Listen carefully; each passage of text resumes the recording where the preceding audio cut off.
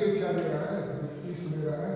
हमने पाया कि 29 में इन्होंने क्या किया था, स्वराज का आह्वान किया था ना। तो ये बोले थे कि उसमें आह्वान किया गया था कि सब लोग अपने को स्वराज को, पूर्ण स्वराज की बात की गई थी। 30 में उस लक्ष्य को प्राप्त कर लिया गया था, ये उसकी बात कर रहा है, जो 30 लिखा हुआ है। ठीक, तो कंफ्यूजन नहीं होना है, 29 ही सही है, 30 से आपको कोई लेना देना नहीं है। वहाँ पर वही है, क्या बोलते बना दिए ना, ठीक है। हम वही देखना चाह रहे थे। वह कह रहा है जो 30 वो लिखा है, वो यह कह रहा है कि 1930 को, जैसे 29 को आह्वान किया गया, पूर्ण स्वराज हमारा मतलब सब लोग घोषित कर दीजिए या मनाइए। तो इससे नहीं होता है कि इतना जो है पूर्ण स्वराज इतना मनाना चाहिए, एक लक्ष्य कर दिया जाता है ना कि सभी लोग पूर्ण स्वराज की बात करिए।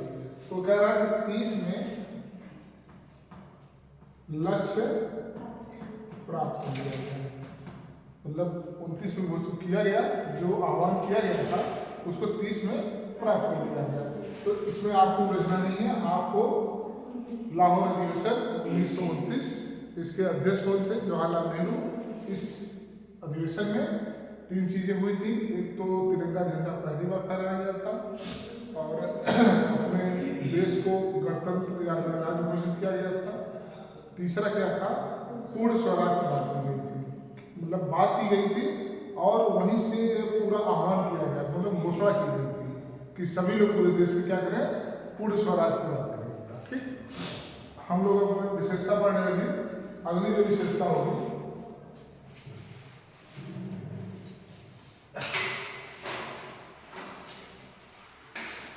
अनम्यता और नम्यता का मिश्रण।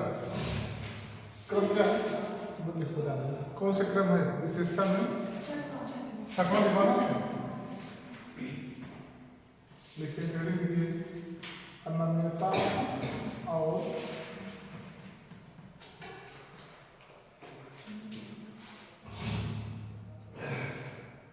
नम्यता, आधा बनेगा, नम्यता का मिश्रण।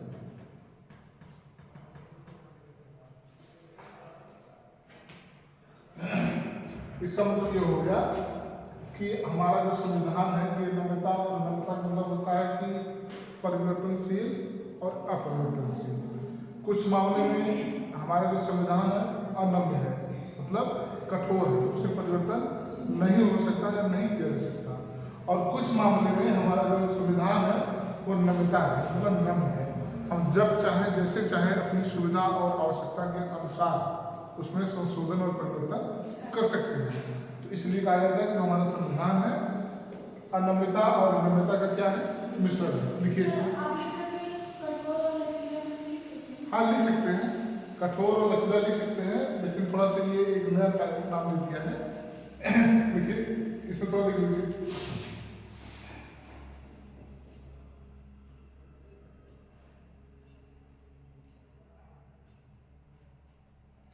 हमारे संविधान में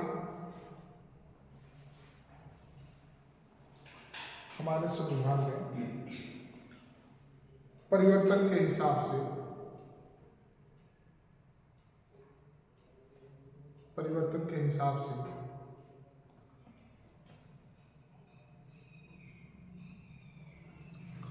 स्वयं को ढाल लेने की क्षमता है, स्वयं को ढाल लेने की क्षमता है।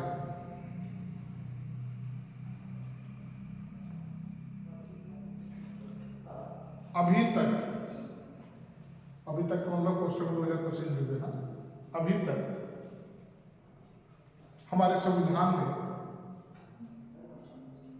2025, अभी तक मतलब इस सत्र तक हमारे संविधान में लगभग 100 से अधिक बार संशोधन एवं परिवर्तन किया गया है।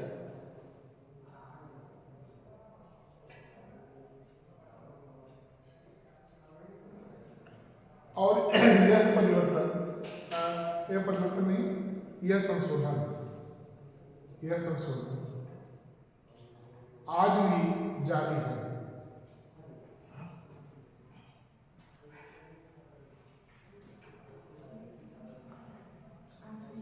आज भी जारी है। पैराग्राफ चेंज करिए।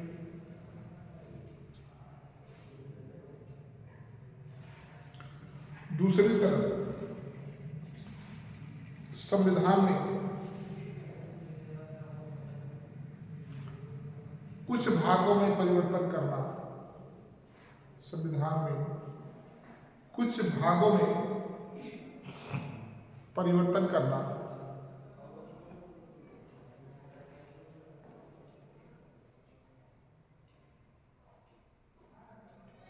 इतना जटिल कर दिया गया है कि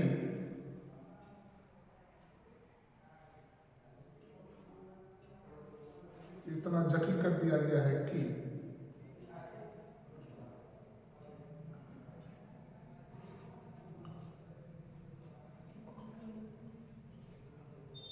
कुछ भागों में संशोधन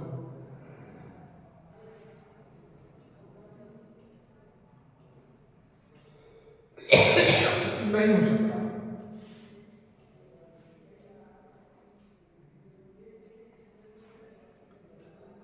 जैसे संविधान के मूल ढांचे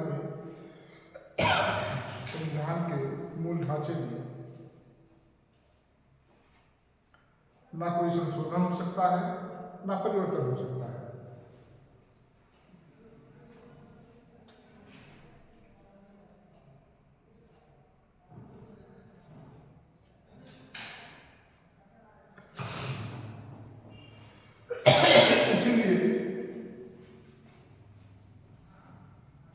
डॉक्टर भीमराव अम्बेडकर ने कहा है कि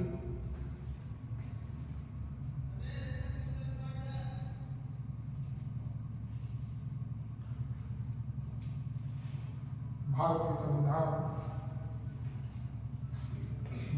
संविधान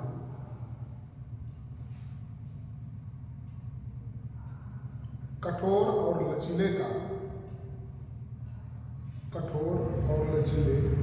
का नहीं, ऐसे लिखे, कठोर और लचीले के बीच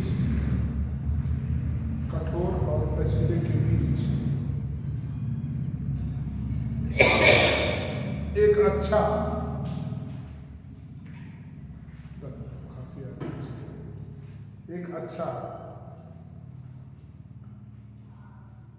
संतुलन, एक मिनट, क्या है सेंटेंस? एक अच्छा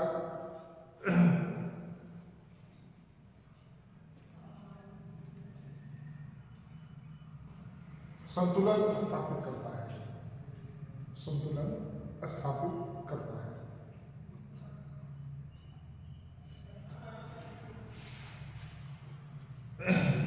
देखिए ये बात नहीं है कठोरता और लचीलता, ठीक है। जैसे हमने इसको अनम्यता लिखा है तो इसका मतलब क्या हो गया? कठोर। और नम्यता का मतलब क्या होता है? जिसको हम लोग कहते हैं नम्र। तो चूंकि कठोरता और लचीलता की बात डॉक्टर भीमराव अम्बेडकर ने की, संविधान में हम लोग विशेषता लिखेंगे तो ये सब जरूर लिखा जाता है। संविधान को कठोर और लचीला किसने कहा है? डॉक्टर भीमराव अम्बेडकर ने कहा है। ये क्यों कहा जाता है कि अभी हम लोगों ने पढ़ा कि संविधान के बहुत सारे भाग में परिवर्तन और संशोधन करना बहुत आसान होता है, तो इसलिए वह हमारा संविधान क्या है? नम्य है या लचीला है। लेकिन हमारे संविधान में कुछ भाग ऐसे भी हैं जिनमें संशोधन या परिवर्तन करना बड़ा कठिन होता है, या बड़ा कठोर होता है, या बड़ा मुश्किल होता है, क्या कर सकते हैं कि नहीं होता है। उस मामले में हमारा जो संविधान हो क्या है? अनम्य है, कठोर है। जैसे हमने आपको बताया है कि संविधान में संशोधन हो सकता है लेकिन संविधान का संशोधन नहीं हो सकता है। संविधान का मतलब ये होता है कि उसके मूल ढांचे में, उसके मूल ढांचा क्या होता है पता नहीं। मूल ढांचा क्या है भाई? उद्देश्य क्या? ठीक है। मूल ढांचे की परिभाषा के मामले में जो सुप्रीम कोर्ट ने जो 5 न्यायाधीशों ने बात की थी, उन लोगों में ही बड़ा विवाद था। उस बात को कोई आज तक डिफाइन कर ही नहीं पाया कि संविधान का मूल ढांचा है क्या। जबकि उद्देशिका जो होती है, ठीक, जिसको कि संविधान की आत्मा कहा जाता है, एक तरीके से संविधान की कुंजी कहा जाता है कि अगर आप जिसके आप पढ़ लेते हैं तो पूरा का पूरा संविधान आपके सामने आ जाता है।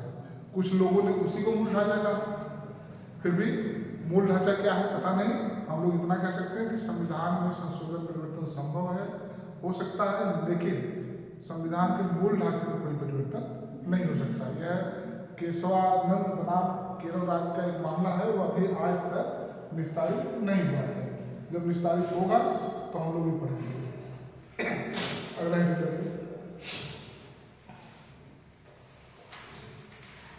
नागरिकता। नागरिकता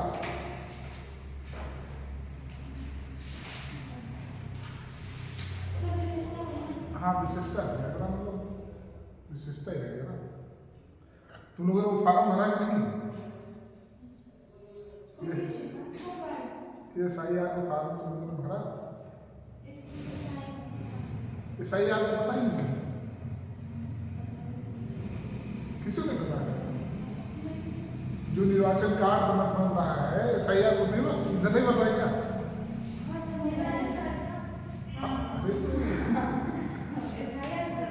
SIR उसका इसलिए नाम है कि अब वो SIR के नाम से इसमें आगे बढ़ रहा है। तो तुम लोगों ने फार्म भरा? सब लोग नहीं भरे? शिवानी तुम क्या नहीं भरी? उसको भर के बनवा लो, बहुत जरूरी चीज है वो। आने वाले निकट भविष्य में आधार कार्ड की वैल्यू कम हो जाएगी, निर्वाचन कार्ड की वैल्यू ज्यादा होगी, इसलिए अगर नहीं भरी हो अभी 4 तारीख का लास्ट डेट है। 4 के पहले वो आशा BLO आए ना आए वो ठीक है, आपकी अपनी जिम्मेदारी। अगर नहीं आ पाते हैं तो BLO जो भी होगा आप वहाँ से फार्म उसके पास होगा सब मंगाए, उसमें कुछ नहीं भरना है। नाम, पिता का नाम, माता का नाम, date of birth, Aadhaar number, ठीक, और भी 2 चीज़ें जो भरनी है भर का उसको दे दो, आराम से बन जाएगा।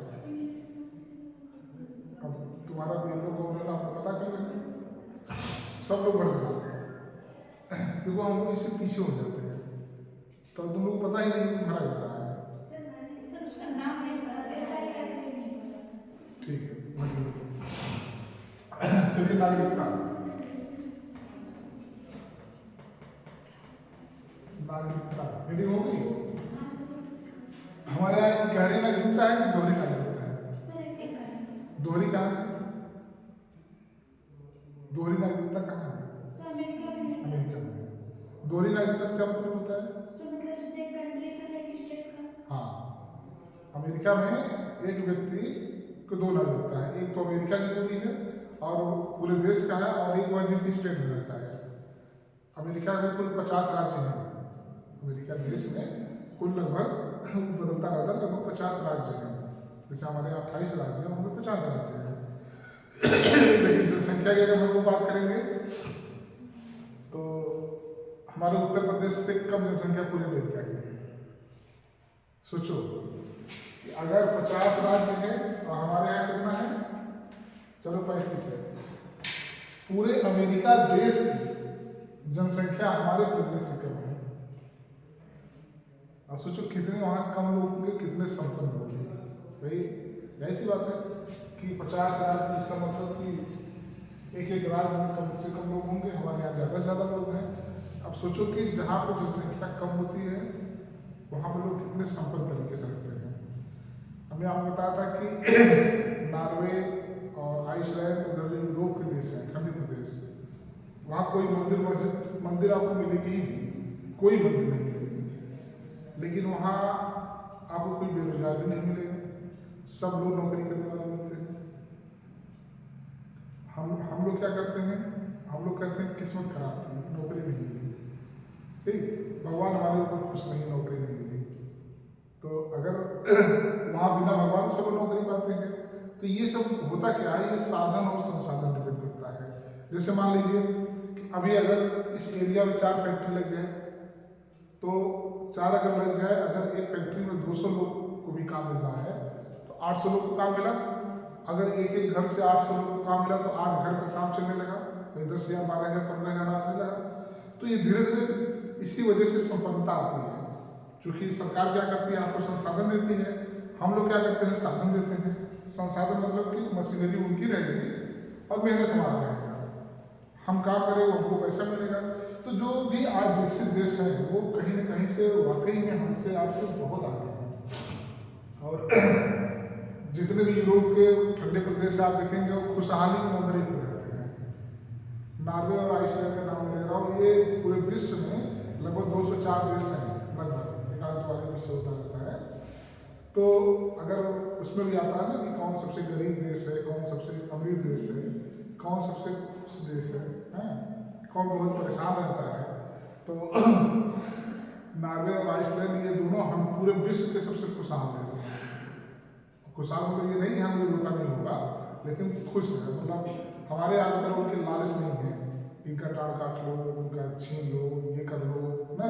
अभी रात में इधर से इधर जाओ, 12 बजे रात को यहाँ से निकला तक आपको जाना हो पैदल, तो मोबाइल में तो आपका छीन लेंगे सब, ठीक। वहाँ ऐसी कोई बात नहीं। केरल में आप चले जाओ, केरल हमारा इतना शिक्षित और समृद्ध राज्य है, और वहाँ पे भी लोग बताते हैं कि अगर कोई दुकान है, कोई दुकानदार नहीं है, तो आप वहाँ पर पैसा रख के सामान लेके जा सकते हैं, ठीक। लेकिन ये काम वहीं के लोग करेंगे तो हम आप जाएंगे पहले 2 जेब में डालेंगे, ठीक। उसके बाद तो हम आप बोला हमारे यहाँ के यहाँ की लोग वो आदत है, वो मतलब नेचर में आ गया है। ये नेचर सुधरने में पूरी पीढ़ी लग जाएगी। ये होगा देखिए जब कोई जी तुम्हें 2 सामान लेना है तो 2 पहले जेब में डाल लेंगे, उसके बाद तब 2 लेंगे दिखा, वहाँ क्या कैमरे लगेंगे।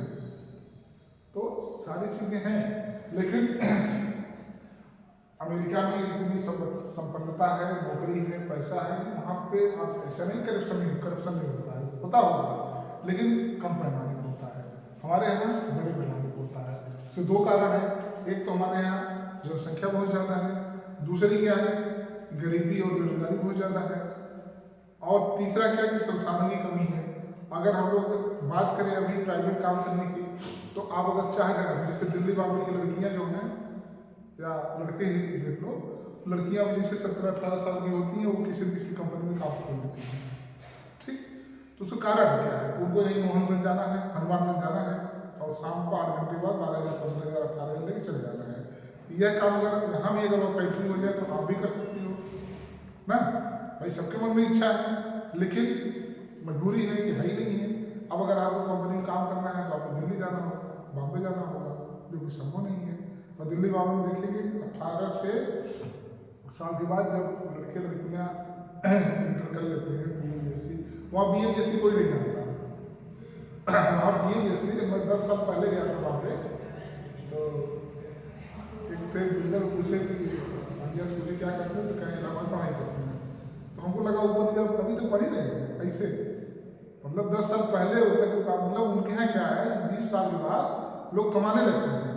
हमारे यहाँ क्या है, ठीक है इलाहाबाद की अगर बात छोड़ दो तो हम लोग क्या करते हैं, BA करते हैं, B.Ed करते हैं, MA करते हैं, दुनिया भर चीज़ करने के बाद 25 साल हो ही जाता है।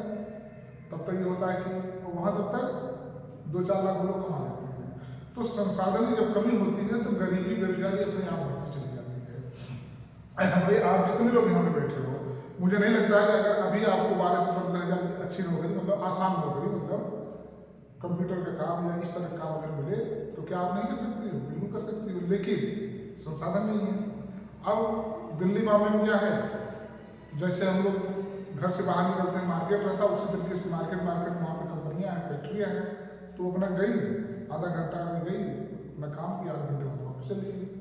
तो ऐसी चीज़ें अमेरिका में भी, अमेरिका में 2 चीज़ें हैं, एक तो ये सब है, बाकी चीज़ें ऑनलाइन वाला मामला है, आपको कहीं नहीं जाना है, आप घर से इनको काम करके दो, सॉफ्टवेयर बना दो, ठीक, इसको अपडेट कर दो, ये करना है तो आपको कुछ नहीं करना है।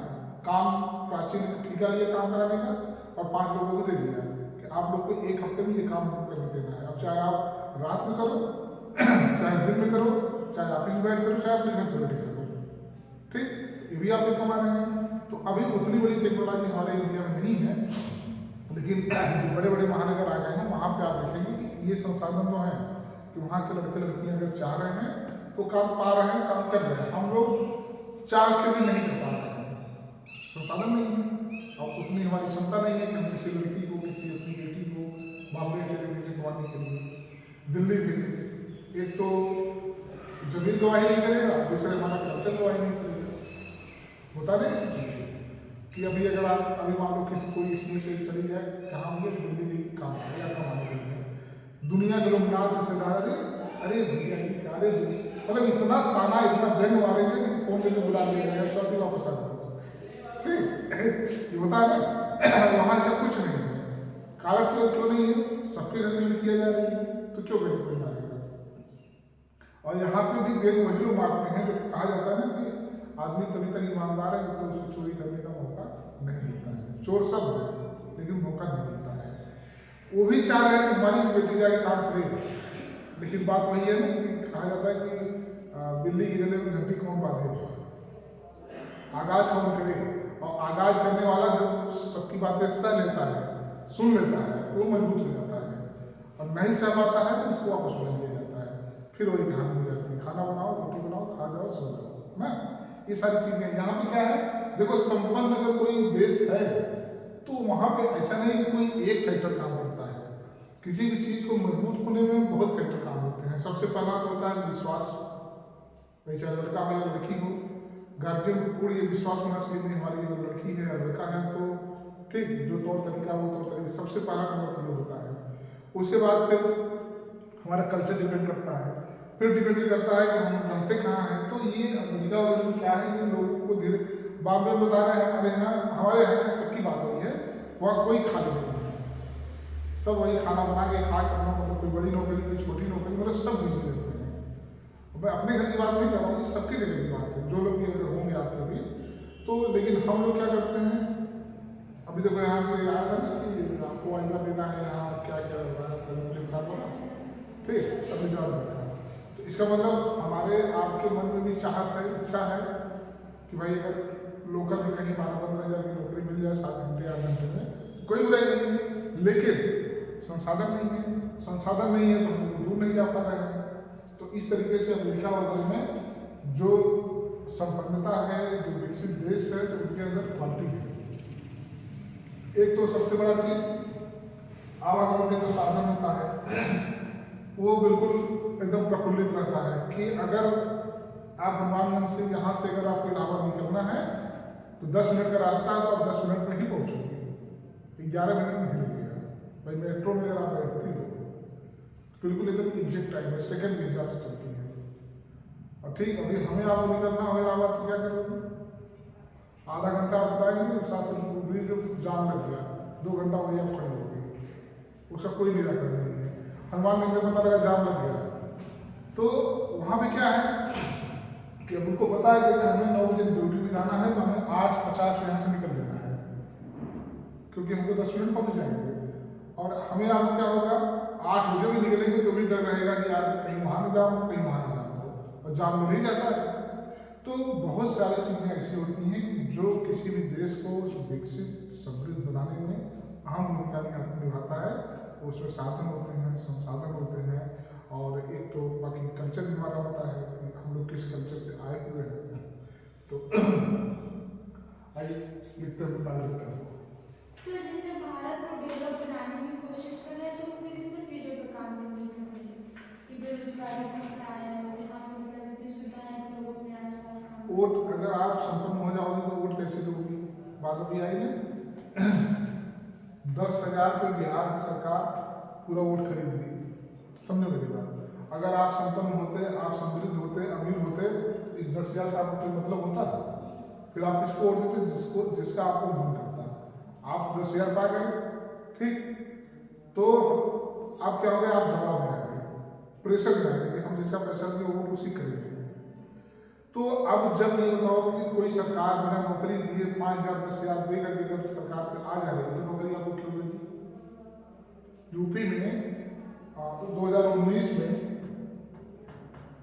69,000 वैकेंसी आई थी, ठीक, 19 से 25 हो गया, कैसा हो गया, 6 साल हो गया। और BEd BTC BEd को अगर हम लोग मिलाते तो 4 लाख लड़के हर साल निकल के आ रहे हैं। 2 लाख BEd में 2 लाख BTC में लगभग 2.5 पास है, 4 लाख होता है। अब सोचो 6 24 लाख लड़के पास हो गया, कोई नौकरी आई, क्यों नहीं आई। हम लोग धर्मवाद पे, हम लोग जातिवाद पे, हम लोग पैसे पे अपना वोट क्या करना बेच दे रहे हैं। ठीक, तो जो सरकार बिना नौकरी दिए पैसे सरकार में आ रही है तो आपको नौकरी क्यों देगी भाई? अगर हम आप खुश हैं 5 किलो राशन पा करके 2,000 रुपये पेंशन पा करके, अगर हम आप खुश हैं तो वो पागल आपको 50,000 क्यों देगा? आपको अगर नौकरी पर रख देगा तो 2 महीने बाद आप तुरंत धरना दे देंगे, हमारा वेतन लगवाइए ना। उसको पता है कि जब तक ये राशन से आप खा पी रही हो, 10,000 5 साल में हमने आपको दे दिया और सरकार हमारी बन रही है, तो क्यों नौकरी देंगे आपको? और नौकरी देंगे तो आप समृद्ध होंगे, आपके नीचे वाले समृद्ध होंगे। ठीक, तो उनको डर है जब ये लोग समृद्ध होंगे, ऊपर आएंगे, जागरूक होंगे तो हमारी सरकार करनी है। तो उनका ये काम है कि ये लोग को यथास्थिति बनाया जाए। कहा जाता है ना कि गरीब, जो गरीबी होती है या गरीब व्यक्ति होता है वो अपने पेट भरने को ही विकसित मानता है। नहीं समझा ये चीज? जो गरीब व्यक्ति होता है उसका अगर पेट भर जाता है तो उसको लगता है कि पूरी बहुत सुकून से हमें नो टेंशन, कोई दिक्कत नहीं, क्योंकि उसको पेट से ही मतलब है। वो आगे के बारे में जानता सोचता ही नहीं है, वहां तक उसको सोचने ही नहीं दिया जाता है।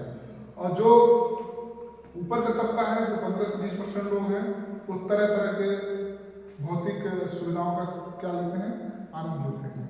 गरीब क्या है, पेट भरना, बस उसका वही आनंद है। तो जो ये सरकारें हमारी हैं वो खुद चाहती हैं कि इतनी जनसंख्या है या ये चूंकि चीजें बढ़ गई हैं, इस जाति के हैं तो इनको कम सुविधा देना है, ये हमारी जाति है तो इनको ज़्यादा सुविधा देना है। तो उसी चक्कर में ये, अब जैसे रोड बनाना होगा अभी आपको मोहनगंज से हनुमान तक, पहले वहाँ सर्वे होगा कितने हिंदू हैं कितने मुस्लिम हैं। ठीक, अच्छा हिंदू मुस्लिम इतने, तो हिंदू यादव मतलब जो जिस तरीके का होगा तो अच्छे सुविधा इसमें मिलेगी। हमारे लोग ज़्यादा हो तो ठीक है बने, नहीं तो नहीं बनेगा। तो नहीं बनेगा, बनेगा तो सब लोग जाएंगे, सबका विकास होगा, नहीं बनेगा तो किसी का नहीं होगा। तो ये सब सारी चीज़ें होती हैं, इसलिए अभी बस ये रोड बना देते। देखो उसमें होता क्या है कि कुछ चीज़ें तो हैं जो हो रही हैं, लेकिन बेसिक चीज़ें नहीं हो रही हैं।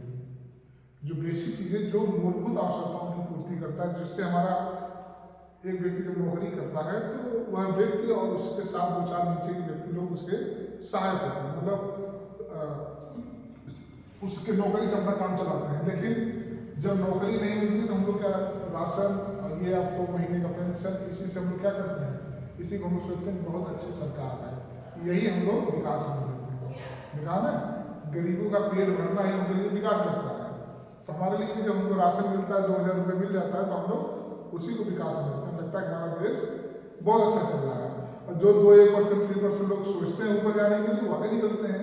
बाकी बीच वाले जो राशन की चिंता है वो यही पे है। ये सही है, आप उसको सोचना चाहिए। आप सोचो पहले कि जैसे ये सरकार जो बिहार में, बिहार का इसलिए उदाहरण दे रहा हूँ, अभी वो करंट की बात है।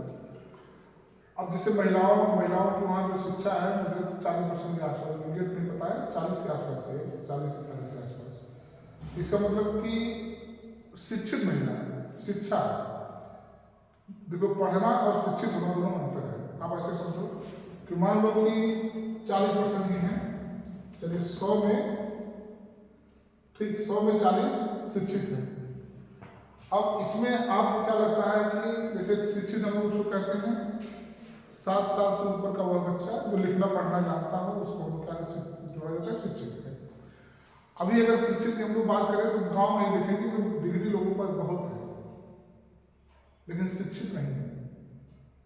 डिग्री होना, पढ़ा लिखा होना, शिक्षित होना, दोनों में अंतर है। पढ़ा लिखा होना, डिग्री होना मतलब आपने डिग्री लिया है, किताबी चीज़ आप पढ़े, लेकिन शिक्षित का मतलब होता है कि पढ़ाई के साथ साथ, किताबों के साथ साथ आपको व्यवहारिक ज्ञान है। तो सोचो पहले कि अगर 40 लोग वहाँ पे शिक्षित हैं, मतलब पढ़े लिखे हैं, तो आप कितना इसमें शिक्षित होंगे? चलो हम 10% ही मानते, लेकिन ज़्यादा है। ठीक, अब सोचो कि इस 40 में ये 10% ही शिक्षित हैं, मतलब 100 में शिक्षा कितना हुआ 40 और 10% शिक्षित हो, बचा कितना 90 ना। तो 90 दूसरी श्रेणी में आएंगे, तो उनको 10,000 रुपये अगर मिलेगा तो जाहिर सी बात है जो देगा उसी को वोट देंगे। लेकिन अगर यही उलट के होता, कितना भी आप पैसा देते, कितना भी आप कुछ कर लेते, हम वोट वही देंगे जहाँ हमारा मन करेगा ना। तो ये सब चीज़ें देखिए सरकार की बहुत लंबी पॉलिसी होती है, इसको हम किताबी ज्ञान से नहीं समझ सकते। किताबी ज्ञान से हम लोगों ने थोड़ा सा पढ़ लिया, हम ज्योग्राफी पढ़ लिए, हम पॉलिटी पढ़ लिए, ये पढ़ लिए। जब तक आप व्यवहारिक ज्ञान, जैसे अब आप लोगों को व्यवहारिक ज्ञान होना जरूरी है। किताबी ज्ञान एक इंटर हाई स्कूल तक ठीक है, उसके बाद जब तक आपके पास व्यवहारिक ज्ञान नहीं होगा, आप चीज़ों को जानेंगे नहीं, समझेंगे नहीं, तब तक आप बहुत दूर तक नहीं समझ पाएंगे। तो इसीलिए यही एक कारण है कि जो देश में हमारे चल रहा है कि अभी इनको बहुत उठाना नहीं है। ओबीसी दलित का जो काम है भाई यही तो हुआ ना। हमने बात किया था 1990 वाले दौर में जब आरक्षण लागू हुआ ओबीसी के लिए, या जो उस समय ओबीसी के मसीहा के रूप में उभर के आए, जैसे लालू का नाम आता है, मुलायम का नाम आता है, और भी मायावती का नाम आता है, और काशीराम का नाम आता है, तो दिनेश्वर मिश्र का नाम आता है। इन लोगों ने समाजवाद को बढ़ावा दिया। समाजवाद का मतलब क्या होता है कि पूरे समाज को बराबर लेके चलो। पहले क्या था, सामंतवादी व्यवस्था थी, सबके काम बटे थे, दलित का काम ये है, ओबीसी काम है, बाकी काम ये है, तो इनको दबाया जाता था। तो इनको कभी भी उभरने नहीं दिया गया, ना तो पढ़ने लिखने के लिए, ना तो काम धंधा बदलने के लिए। लेकिन इन लोगों का जब दौर आया, 4-5 लोगों में जिसका हमने नाम बताया आपको, इस दौर में इन लोगों ने क्या किया, सभी जातियों में जागरूकता पैदा कर दी, सभी जातियों में जागरूकता पैदा कर दी। भाई सरकार में लोग आए, सरकार में आए तो फटाफट ओबीसी का विकास होने लगा, नौकरी पाने लगे, पढ़ने लिखने लगे, उनको लगा कि सरकार में मतलब क्या होता है, आरक्षण मिलने लगा, ठीक है, आपको और आर्थिक सामाजिक सहयोग मिलने लगा। तो आप क्या किए, बढ़े वहाँ तक। मायावती की सरकार आई, उन्होंने एससी को बढ़ाया। तो जो ऊपर वाले लोग थे वह आप देखेंगे 90 से लेकर के 2015 तक लगभग कितना 25 साल तक वो सत्ता से भटकते रहे लोग। तब तक इस 25 साल में हम लोग इतने ऊपर आ गए, मतलब हम लोग इतने ऊपर आ गए, मतलब कि खुलेआम आपको मतलब ये मतलब पढ़ाया जाने लगा कि लड़कियां ज़्यादा पढ़ेंगी ऐसे। तो ये क्या हुआ, जागरूकता हमारी बढ़ी। उसी तरीके से एससी के ऊपर आ गए। पहले एससी का सिर्फ एक ही काम था, उनको हम लोग हेय दृष्टि से लोग देखते थे, जो सबसे समाज का सबसे जो घृणित कार्य था वही उनके जिम्मे था, ठीक, मरे हुए पशु को फेंकना, गंदा साफ करना, झाड़ू मारना, वाली सफाई, यही तो उनका काम था। लेकिन अब देखिए आपके बराबर लोग परीक्षा दे रहे हैं, पास हो रहे हैं, नौकरी कर रहे हैं, तो ये चीज़ें उभर के आई। अब फिर मामला यही आया, तो फिर क्या हुआ कि सामंतवादियों को उनको लगा यार ये तो मामला ठीक नहीं है, तो ये सब मामला पलट जाएगा। चक्री परिवर्तन हमने पढ़ा था आपको ना, कि एक परिवर्तन का एक चक्र चलता है, कुछ दिन तक आप ऊपर रहेंगे, फिर आप नीचे आएंगे, फिर नीचे वाले ऊपर आएंगे, सामाजिक परिवर्तन नहीं होता है। तो ये 25 साल का मामला था, वो नीचे थे, लेकिन अब फिर उन लोगों ने क्या किया कि लोगों को फिर तोड़ा। उनको ये लगा कि 80 से 85% लोग जो है एक हो गए हैं, पर एक को तोड़ते हैं। फिर उन लोगों ने क्या किया, ओबीसी को ओबीसी के खिलाफ भड़काना चालू किया, ओबीसी को एससी के खिलाफ भड़काना चालू किया। ओबीसी में बहुत जातियाँ आती हैं, हम लोग 10, 12, 15 का नाम जानते हैं, बाकी और भी आती हैं, मोटी मोटा हम लोग 5-7 जानते हैं। तो इनको ये क्या किया कि सबको तोड़ते तोड़ते एक दूसरे को दुश्मन बना दिए। ठीक, अब क्या हुआ कि ओबीसी में मौर्य, पटेल, यादव, ठीक, पाल जितने लोग थे, ये इनको ये लगा कि हमसे हमारे दुश्मन है, हमारे दुश्मन है, तो लोग फिर इनको दुश्मन समझ कर उनको वोट करने लगे। जब उनको वोट करने लगे तो फिर उनको सत्ता मिलने लगी। तो आज भी ये चीज़ें वही चलता है कि इस जाति के हैं तो उस जाति के हैं, इस जाति के हैं तो उनका काम नहीं होगा, इस जाति के लोगों का अगर इस रोड पे आना जाना चाहता है तो रोड नहीं बनेगी। इस नारा से देखा जाएगा कि पानी कौन ज़्यादा यूज करता है, अगर उनके लोग करते हैं तो पानी आएगा, विपक्ष के लोग करते हैं तो पानी नहीं आएगा ना। ये सब सारी चीज़ें होती हैं। आइए हम थोड़ा सा नागरिकता पढ़ते हैं।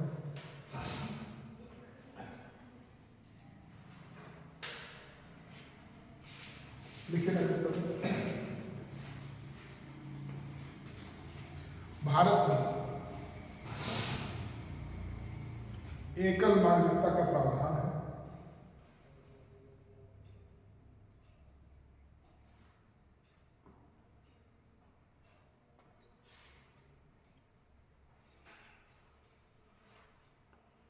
संविधान की एकता, संप्रभुता, एकता, संप्रभुता और बंधुत्व की भावना को विकसित करने के लिए, बंधुत्व की भावना को विकसित करने के लिए ऐसा किया गया, ऐसा किया गया।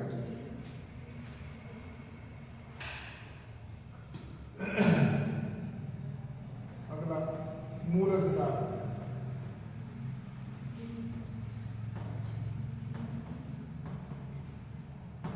मूल अधिकार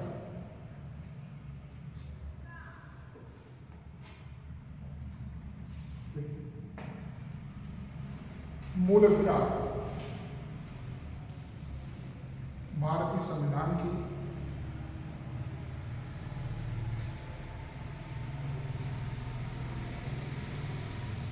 एक मूलभूत अवधारणा है।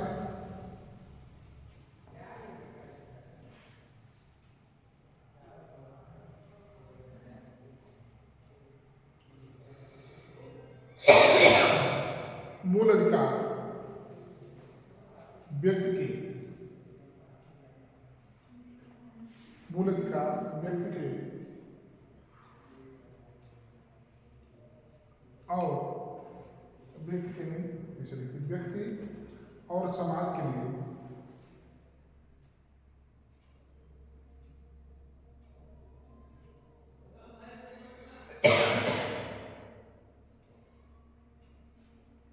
व्यक्ति और समाज के विकास के लिए, विकास के लिए फर्स्ट सेंटेंस आसान होने के चक्कर में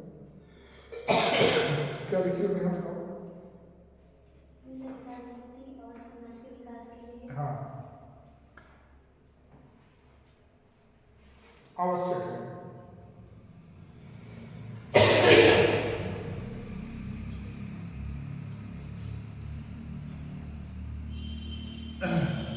हमारे संविधान में व्यक्ति के लिए, व्यक्तियों के लिए कुछ मूल अधिकार बताए गए हैं। व्यक्तियों के लिए कुछ मूल अधिकार बताए गए हैं।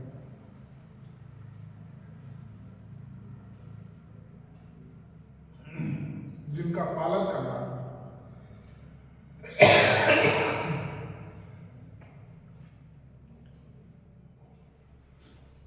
सभी नागरिकों का कर्तव्य होता है।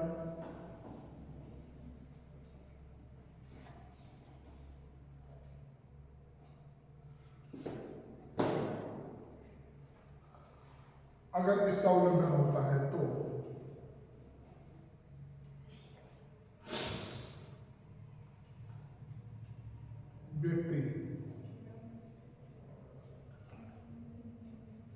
व्यक्ति न्यायालय का सहारा लेता है।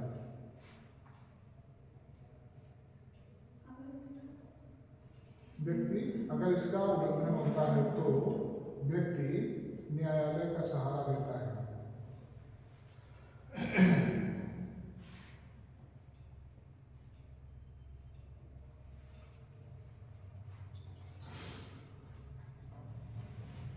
कितने मूल अधिकार है प्राची?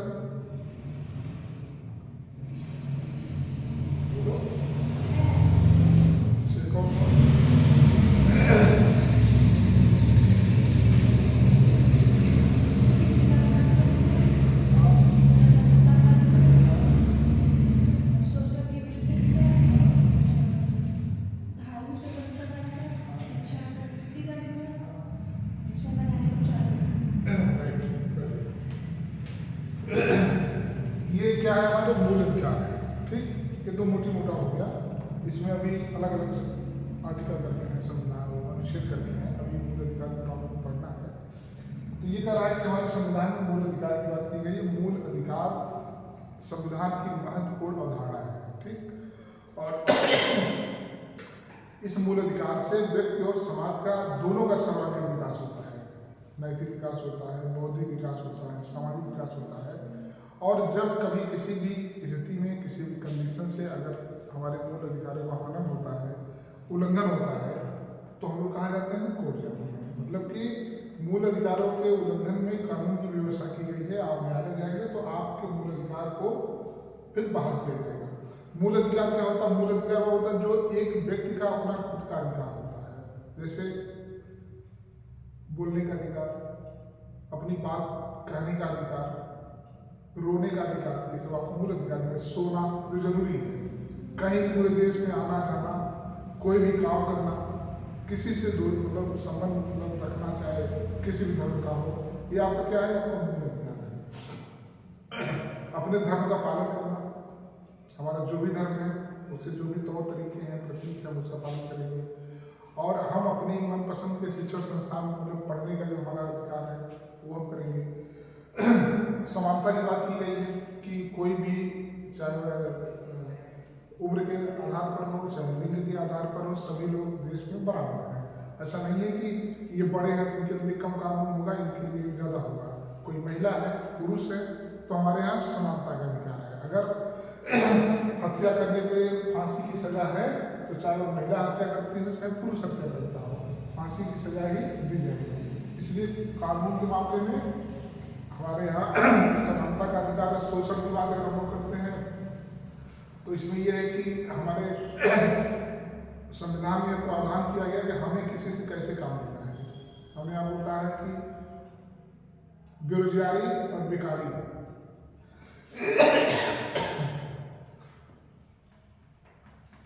एक होता है बेकारी, एक होता है, दोनों अंतर है क्या? बेकारी होता है जिसमें हम काम करते हैं पैसा नहीं है। किसमें? बेकारी। बेकारी, ओके। और इसमें हाँ सही बता, ठीक है, वही बेकारी और बेकारी। बेकारी मतलब कि हम लोग मजदूरी करते हैं तो उसी कार्य का बेकारी करना, लेकिन उस मजदूरी में शाम को उसको पैसा मिलता है, 8 घंटा 10 घंटे का काम होता है, जो मजदूरी चलती मिलता है, इसे क्या कहते हैं? बेकारी। इसे कहते हैं बेकारी, मतलब कि काम करा लेना और पैसा नहीं देना, उनका शोषण करना। ये तो ठीक है, ये शोषण में नहीं आएगा क्योंकि आपने काम किया, अपने आपको पैसा, लेकिन ये शोषण में आएगा। ठीक, एक तो ये शोषण में आएगा। दूसरा क्या आएगा कि 14 साल के बच्चे को, ठीक, माना गया है कि 14 साल के बच्चे को खतरनाक कल कारखानों में, फैक्ट्रियों में नहीं लगाया जाएगा या उनसे काम नहीं करवाया जाएगा। तो ये भी उनका मूल अधिकार है। अगर कोई 13 साल का लड़का है, अगर आप उसको कहीं काम पे लगा रहे हो तो वो चाहे तो मना कर दे तो नहीं करेंगे, क्योंकि अभी हम 14 साल से कम हैं। ये तो तब की बात थी, लेकिन जब 2009 में शिक्षा का अधिकार मूल अधिकार में जोड़ दिया गया, तो यह जो 14 साल वाली बात थी अब वो और कठोर हो गई, क्योंकि अब 14 साल के हर बच्चे का मूल अधिकार है वह स्कूल में पढ़ाई करे, निःशुल्क शिक्षा। जो कानून बना 2009 में, ठीक है, संशोधन पहले हो गया था, ये 2009 से लागू हो रहा है। तो ये क्या किया कि अब 14 साल के बाद अब क्या होगा कि अगर कोई लड़का है 14 साल से कम का है, जैसे हम देखते हैं ना दुकानों पे, होटल में अधिकतर बच्चे गिलास पानी वही बोलते करते हैं ना, प्लेट होता है। अभी अगर आप चाहें वहाँ जाइए किसी होटल पे, छोला समोसा भी खाइए और पुलिस से फोन कर दीजिए, ठीक, ये लड़का 12 साल का है, 13 साल का है, कैसे काम करता है। वो तो खुद ही आकर खाते हैं, वो तो खुद ही आकर खाते हैं, खाने के लिए काम देना। देखो अब तुम अभी किसी का मर्डर कर दो रोड पे, ठीक, और अगर आपके खिलाफ कोई दरखास्त ना दे तो चाहे दरोगा देख के जाए, चाहे जज देख के जाए, वो आपको कुछ नहीं कर पाएगा। तो वो लोग खुद आके खाते हैं छोला समोसा, लेकिन जब उनके पास कोई शिकायत करेगा तब तो कार्रवाई करेंगे। समझ रहे हमारी बात ना? जब उनको कोई शिकायत करवाई, उनको पता है तो उनको कौन सा वो काम करना है कि नहीं, क्यों कर रहा है। तो मैं एक बात बता रहा हूँ कि अगर इसमें कोई शिकायत करे तो इस पर कार्रवाई हो जाएगी। क्यों? क्योंकि कानून बन गया है। अब इस पर 2 कानून बन गया, एक तो ये कि 14 साल से बच्चे से आप काम नहीं करवा सकते, दूसरा ये कि 14 साल के बच्चे के लिए निःशुल्क शिक्षा है तो उसको स्कूल में होना चाहिए, यहाँ ढाबा में इलाज होगा रहे हैं, है ना। तो इस तरीके से ये भी मूल अधिकार में आ गया है। और अगर चूंकि भाई ये बच्चे जो गरीब होते हैं, माँ बाप भी जानते हैं, वो भी जानते हैं, तो सीधा सीधा सब कुछ चल रहा है, कोई शिकायत नहीं कर रहा है। तो इस तरीके से हम देखेंगे कि मूल अधिकार भी हमारे संविधान की विशेषता है, और इस मूल अधिकार में 6 मूल, पहले इसमें संपत्ति का अधिकार था, बाद में इसको हटा दिया गया और अब हमारे संविधान में कुल 6 मूल अधिकार हैं और शिक्षा के अधिकार को कहाँ जोड़ा गया है? 21 का या 21 में जोड़ दिया गया है, तो शिक्षा का अधिकार भी मूल अधिकार में आएगा। सर जब किसी को फांसी दी जाती है, हाँ। उनकी डेड बॉडी उनके घर आती है? जब किसी को फांसी दी हाँ जाती है। बिल्कुल आती है। देखो फांसी का मतलब ये होता है कि जब आप देखे होंगे कि जो एक्सीडेंटल मर्डर होता है, ठीक, उसको आपको पता है फांसी के बाद भी जो पार्थिव शरीर होती है, जो भी कानूनी कार्रवाई चाहे मेडिकल वगैरह जो भी करने कराने के बाद वो शरीर उनको दे दी जाती है, वो अपना दफनाए होके जो भी करना होता है दे दी जाती है। विपिन को भेज